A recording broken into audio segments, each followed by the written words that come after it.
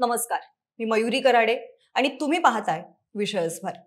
3 दिवसांपासून एक बातमी सातत्याने समोर येते। ती बातमी म्हणजे पुण्यातील स्वारगेट बस स्थानकातील एका शिवशाही बसमध्ये 26 वर्षीय मुलीवरती झालेले लैंगिक अत्याचार।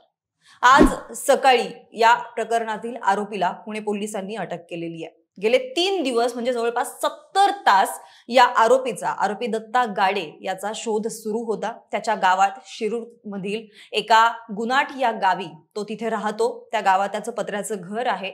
याच गावात तो दत्ता गाडे पळून गेल्याची माहिती पोलिसांना कळाली आणि त्यानंतर पोलिसांनी त्या गावामध्ये शोधाशोध करायला सुरुवात केलेली होती। दत्ता गाडे हा मंगळवारी त्या मुलीवरती लैंगिक अत्याचार करून एका साध्या एसटीने त्याच्या गावी निघून गेला।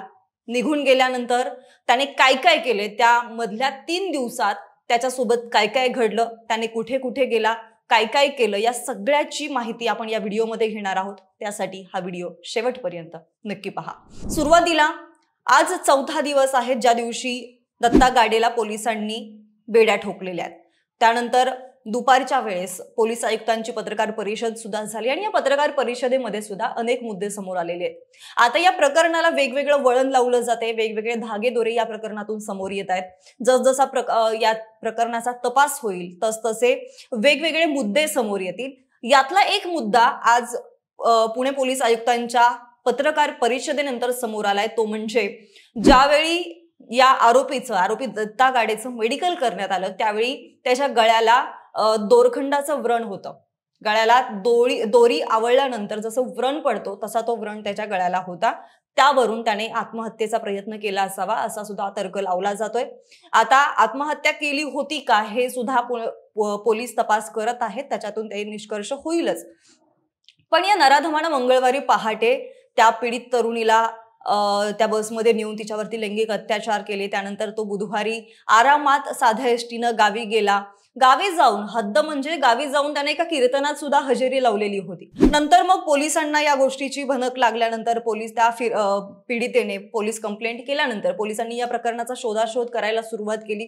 सुरुवातीला 8 टीम होत्या, त्यानंतर 13 पथकं तयार झाली आणि या 13 पथकांनी त्या शिरूर गावच्या गुनाट या गावी सगळीकडून त्याला घेरलं, चारही बाजूंनी घेरलं आणि शेवटी तो पोलिसांच्या तावडीत सापडला। आता यामध्ये फक्त पोलीसच नाही तर गावकरी असतील, त्याचे मित्रमंडळी असतील, गावातले इतरही अनेक लोक आहेत, गावाशेजारची लोक आहेत, या सगळ्यांनीच त्याला पकडून देण्यासाठी फार मोठी मदत केलेली आहे। जवळपास मी मगाशी सांगितल्याप्रमाणे 13 टीम होत्या, 13 पथकं होती, ड्रोन कॅमेरे लावलेले होते व पोलिसांना मिळालेल्या माहितीनुसार दत्ता गाडे हा गुनाट गावच्या उसाच्या शेतामध्ये लपून बसलेला होता। शिरूर हे तसं बिबट्यांचा वावर असलेलं गाव आहे, तिथे अनेक वेळा बिबटे दिसतात सुद्धा, त्याच्या बातम्या सुद्धा आपण सगळ्यांनीच पाहिलेल्या आहेत। अशा भीतीदायक परिस्थितीत सुद्धा, वातावरणात सुद्धा पोलिसांच्या 13 पथकं शिवाय त्या गावातील ग्रामस्थ त्या दत्ता गाडेचा शोध घेण्यासाठी त्या उसात फिरत होते। आता त्या उसात फिरत असताना वरून ड्रोन कॅमेरे सुद्धा सुरू होते आणि या ड्रोनद्वारेच त्याच्यावरती नजर ठेवली जात होती की तो कुठे दिसतोय का, शिवाय श्वान पथकं सुद्धा लावलेली होती। आता या सगळ्या घटनाक्रमामध्ये साधारण 3 दिवसांचा काळ मध्ये लोटलेला आहे। या 3 दिवसांमध्ये त्यानं नेमकं काय काय केलंय हे जाणून घेण्यासाठी विषयस्भारीनं गुनाट गावच्या सरपंचांशी संवाद साधला आणि त्यावेळी सरपंचांनी काही सांगितलेले मुद्दे असे होते की ज्यावेळेस हा सगळा प्रकार घडला त्यावेळेस सुरुवातीला पोलिसांनी गावकऱ्यांना कल्पना दिलेली नव्हती की दत्ता गाडे यानं काय कृत्य केलेलं आहे, याची कल्पना गावकऱ्यांना पोलिसांनी दिलेली नव्हती। पोलिसांनी गावकऱ्यांना असं सांगितलं होतं की दत्ता गाडेनं लॅपटॉप आणि चेन चोरी केलेली आहे, त्यावरती त्यांनी ह्या चोरीच्या घटना केलेल्या आहेत आणि त्यामुळेच आम्हाला त्याला पकडायचंय असं सांगून पोलिसांनी गावकऱ्यांकडून माहिती काढण्याचा प्रयत्न केला। पण गावकऱ्यांच्या म्हणण्यानुसार गावकऱ्यांना तेव्हा काहीच माहित नव्हतं आणि पोलिसांनी सांगितलं की तुम्ही माहिती द्या, आम्हाला त्याला उचलायचंय।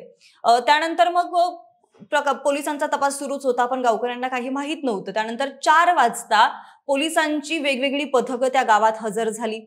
6 वाजता श्वान पथक सुद्धा आलं आणि या सगळ्यांनी सुद्धा गावामध्ये आणि आसपासच्या एरियामध्ये चौकशी करायला सुरुवात केली। आता सुरुवातीला गुनाटमध्ये त्याच्या घरापासून साधारण 6 किलोमीटर अंतरावरती न्हावरं हे एक गाव आहे। आता या गावाच्या ठिकाणी शाळेच्या चौकात श्वान पथक गेलं, तिथे त्यांनी चौकशी केली, तपासणी केली. तिथलं एक सीसीटीव्ही फुटेज हाती लागलं. त्या सीसीटीव्ही फुटेजमध्ये तो जाताना दिसला. मात्र ते सीसीटीव्ही फुटेज अनेक दिवसांपूर्वीचं असल्यामुळे त्याचा फारसा काही फायदा झाला नाही, असं त्या सरपंचांनी विशेष भारीशी साधलेल्या संवादात म्हटलेलं आहे. पुढे त्यानंतर त्या दिवशीचा पोलिसांचा जो शोध होता तो व्यर्थ गेला. पोलिसांच्या हाती काहीच लागलं नाही. दुसऱ्या दिवशी 26 तारखेला फंडवस्ती म्हणजे त्या गुन्हाट गावच्या शेजारी फंडवस्ती नावाचं एक ठिकाण आहे. त्या ठिकाणी रात्री 8:30 वाजता हा दत्ता गाडे नावाचा नराधम पाणी पिण्यासाठी आलेला होता. त्याच्या नातलगांकडे पाणी पिण्यासाठी आलेला होता. त्यावेळी त्या घरातल्या व्यक्तीनं तो आमच्याकडे पाणी प्यायला आला होता अशी टीप दिली. आता यामध्ये एक गोष्ट आहे, ज्यावेळेस पोलिसांनी 1 लाखाचं बक्षीस जाहीर केलेलं होतं, म्हणजे जो कोणी ग्रामस्थ असेल, व्यक्ती असेल, दत्ता गाडीला शोधण्यात पोलिसांची मदत करेल त्याला 1 लाखाचं बक्षीस जाहीर केलं जाईल अशी पोलिसांनी घोषणा केली. आणि त्यानंतर हळूहळू सगळ्यांनीच त्यामध्ये सहभाग घ्यायला सुरुवात केली आणि त्या दत्ता गाडीला शोधण्यासाठी प्रयत्न करायला सुरुवात केली. अशीच ती घटना घडली. त्या नातलगांनी, दत्ता गाडीच्या नातलगांनी तो आमच्या इथे पाणी प्यायला आलाय असं पोलिसांना सांगितलं. दत्ता गाडेच्या नातलगांनी ती टीप पोलिसांना दिली आणि पोलिसांनी मग पुन्हा एकदा शोधाशोध करायला सुरुवात केली. मधल्या 2 दिवसात दत्ता गाडे हा न खाता पिता फिरत होता. पाण्यासाठी तो वणवण फिरत होता, कारण पोटात काहीतरी पाहिजे म्हणून तो फक्त पाणी पिण्यासाठीच त्याच्या आसपासच्या नातलगांच्या घरी जायचा. आणि तेवढंच ते त्यांनी 2दा, म्हणजे आदल्या रात्री 8:30 वाजता आणि दुसऱ्या रात्री 10:30 वाजता तो त्याच्या नातलगांच्या घरी पाणी पिण्यासाठी गेलेला होता. दुसऱ्या दिवशी ज्यावेळेस रात्रीच्या 10:30 वाजता तो एका नातलगाच्या घरी पाणी पिण्यासाठी गेला, तिथं गेल्यावरती मात्र दत्ता गाडेनं त्याच्या नातलगांना मला पश्चाताप होतोय अशी भावना व्यक्त केली. आणि दुसरी गोष्ट म्हणजे मी काहीच केलेलं नाहीये आणि घडला प्रकार काहीतरी वेगळाच होता असं सांगण्याचा प्रयत्न तो त्याच्या नातलगांना करत होता. हे रात्री 10:30 वाजता झालं. त्याच रात्री ज्यावेळेस तो पश्चातापाची त्यांनी भावना व्यक्त केली, त्यानंतर मग त्याचं म्हणणं होतं की मला माझ्या मुलाला भेटायचंय.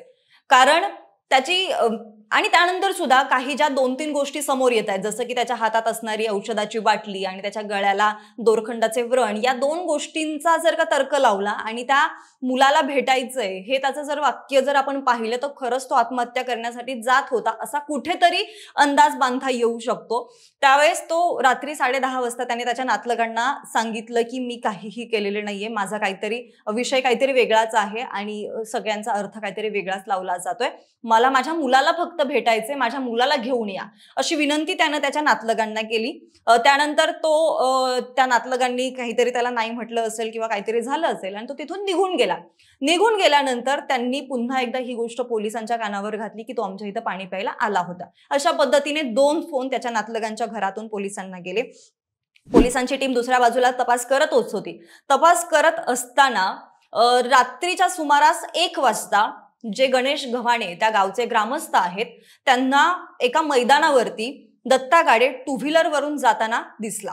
2 व्हीलरवरून जात असताना गणेश गव्हाणे यांनी त्याला पकडण्याचा प्रयत्न केला आणि पकडल्यानंतर पोलिसांना ती माहिती दिली. गावातल्या पोलीस पाटलांना फोन केला की असा दत्ता गाडे आम्हाला या ठिकाणी दिसला. त्यानंतर मग त्यांची पथकं आली, पोलिस आली आणि त्याला ताब्यात घेतलं.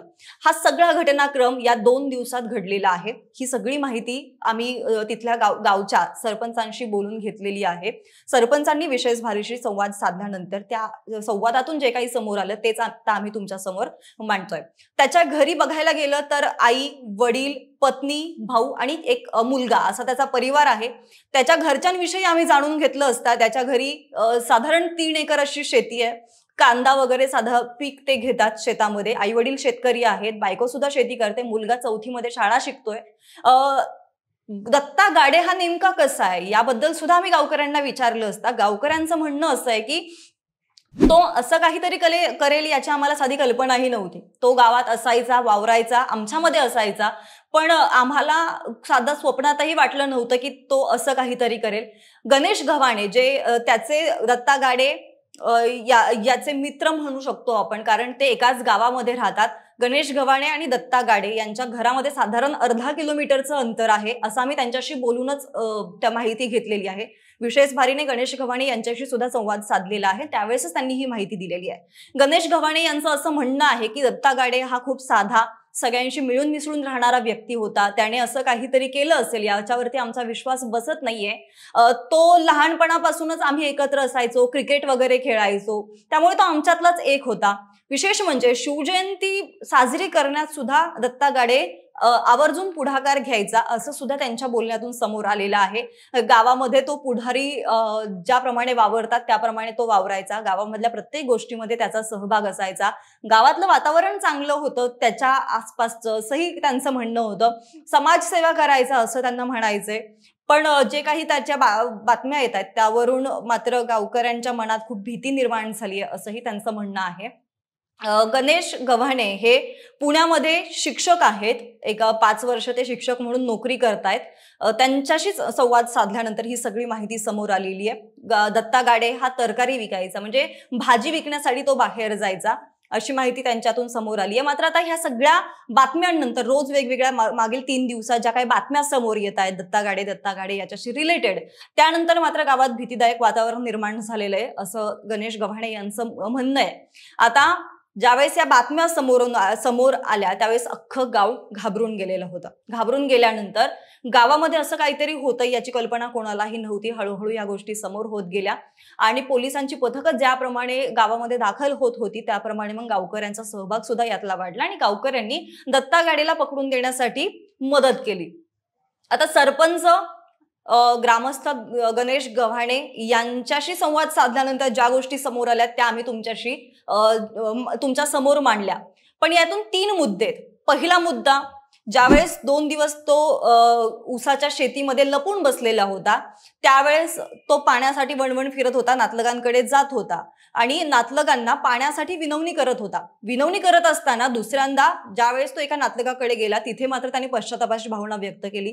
दुसरी गोष्ट म्हणजे ज्यावेळेस त्याला पकडलं त्यावेळेस त्याच्या हातात औषधाची एक बाटली होती. त्याच्यावरती त्याचं म्हणणं होतं की मला आत्महत्या करायची आहे सुरुवातीला. त्यानंतर आता ज्यावेळेस पुणे पोलीस आयुक्तांनी पत्रकार परिषद घेतली आणि या पत्रकार परिषदेनंतर सुद्धा काही मुद्दे समोर आले. त्यातला सुद्धा एक मुद्दा असा आहे की त्याचं मेडिकल केल्यानंतर त्याच्या गळ्याला दोरीचे व्रण होते, दोरखंडाचे व्रण होते. जसं आत्महत्या करताना दोरी इथे गळ्याभोवती बांधली जाते तसे व्रण त्याच्या गळ्याभोवती होते. आता या सगळ्याचा अर्थ काय लावायचा? दुसरी एक गोष्ट, काही मीडिया रिपोर्टनुसार असंही म्हटलं जाते की जे काही शिवशाही बसमध्ये झालं ते दोघांच्या संमतीने झालं. आता हे मीडिया रिपोर्टनुसार म्हटलं जाते, याची शहानिशा पुणे पोलीस करतीलच. पण जे काही धागेदोरे आतापर्यंतच्या तपासामधले समोर आलेले आहेत ते असे आहेत की एकीकडे तो आत्महत्या करण्याचा प्रयत्न करतोय, दुसरीकडे असंही येत आहे की हे जे काही झालेले ते दोघांच्या संमतीने झालेलं आहे. आता या प्रकरणाचा तपास फास्ट ट्रॅक मध्ये केला जाईल. कोर्ट त्याच्यावरती सुनावणी देईलच आणि पुढची शिक्षा काय असेल हेही कळेलच. पण तुम्हाला काय वाटतं या प्रकरणामध्ये दत्ता गाडे याला काय शिक्षा व्हावी, फाशी व्हावी की आणखी काही? तुमचं जे काही मत असेल ते आम्हाला कमेंटमध्ये जरूर कळवा आणि विशेष भरीला आत्ताच सबस्क्राईब करा. धन्यवाद.